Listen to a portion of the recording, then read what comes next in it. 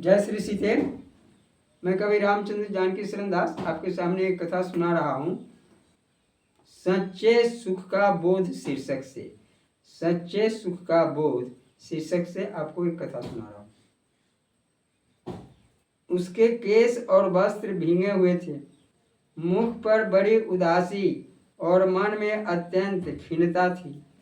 उसके नेत्रों में जिज्ञासा का चित्र था और होठों पर कोई अत्यंत विमूढ़ प्रश्न था। तुम्हारी ऐसी असाधारण सी स्थिति से आश्चर्य होता है। भगवान बुद्ध ने मृगार माता विशाखा से पूछा। वह अभिवादन करके उनके निकट बैठ गई। इसमें आश्चर्य की क्या बात है भंते? मेरे पौत्र का देहांत हो गया है। इसके मृत्यु के प्रति यह शोक आचरण है। विशाखा ने भगवान के चरणों में निवेदन किया। वह स्वस्थ दिख पड़ी। विशाखे, श्री बस्ती में इस समय जितने पुरुष हैं, तुम उतने पुत्र पौत्र की इच्छा करती हो। भगवान के प्रश्न से श्रावस्ती के पूर्वाराम बिहार का कनकन चकित हो उठा। हाँ भंते, विशाखा उत्तर था।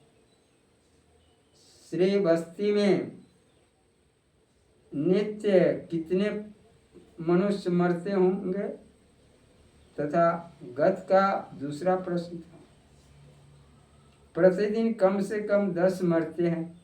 किसी किसी दिन तो संख्या 1 तक ही सीमित रहती है, पर कभी नागा नहीं हो पाता। विशाखा इस प्रकार के प्रश्नोत्तर से विस्मित थी। तो क्या किसी दिन बिना भींगे केश और वस्त्रों के भी तुम रह सकती हो? शाक्य मुनि का तीसरा प्रश्न था। नहीं भंते, केवल उन दिन भींगे केश और भींगे वस्त्र की आवश्यकता है जिस दिन मेरे पौत्र का देहावसान होगा। विशाखा का प्रत्यंग रोमांचित होगा। इसीलिए स्पष्ट हो गया कि जिसके 100 प्रिय अपने संबंधी हैं, 100 दुख होते हैं उसे।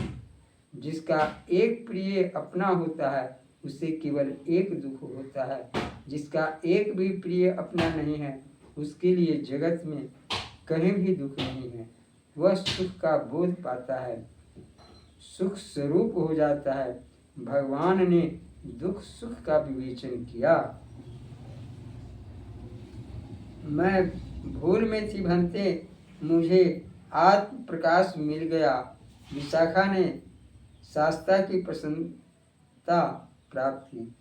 जगत में सुखी होने का एकमात्र उपाय यह है कि किसी को भी प्रिय अपना न माने, ममता न करे, अशोक और वीरज राग रहित होना चाहे तो कहीं भी संबंध न स्वीकार करें।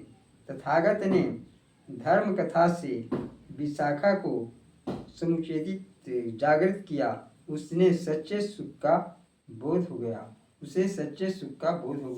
जय श्री सीते। यह कथा आपको अच्छा लगे तो कृपया इसे बार बार सुनने का प्रयास करेंगे। जय श्री सीते।